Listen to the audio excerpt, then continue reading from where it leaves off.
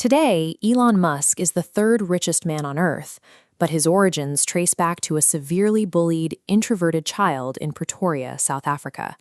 Domestic life offered little sanctuary. After his parents divorced when he was 9, he stayed with an emotionally distant father. Isolated, he turned to books for 10 hours a day, eventually reading the entire Encyclopedia Britannica. At school, he was a frequent target. In one instance, bullies threw him down a flight of concrete stairs and beat him until he blacked out. The damage was so severe, he required surgery to fix his broken nose. This cycle of physical and emotional trauma fractured his trust in human connections. He sought refuge in a world of logic, a system he could calculate and control. He found an escape mechanism in artificial intelligence and computer programming, teaching himself the basics on a Commodore Vic 20 at age 10. He mastered the machine quickly. By 12, he had written the code for a space-themed video game called Blaster and sold it to a PC magazine for $500. Computing eventually became his geopolitical exit strategy.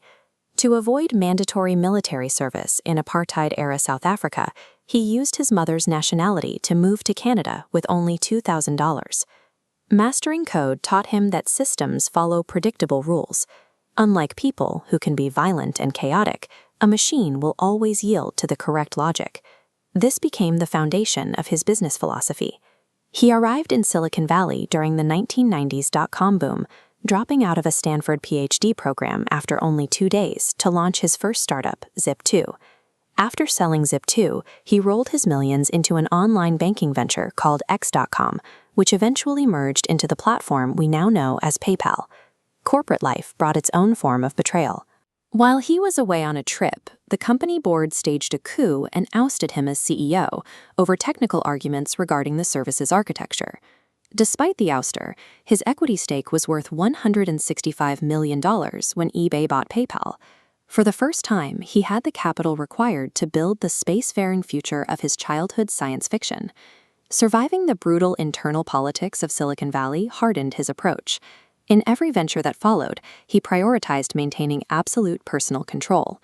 In 2022, he asserted that control on a global scale with a $44 billion acquisition of Twitter. The transition was ruthless. He fired over 80% of the workforce and reinstated controversial suspended accounts, sparking fierce debates over the boundaries of free speech. He quickly moved beyond operational changes to erase the brand entirely, replacing it with the letter X, a branding obsession he had carried since the days of his first bank. This wasn't a redesign of a social network, it was the construction of an everything app. Modeled after China's WeChat, X is intended to integrate communication, video, and financial tools into one central hub.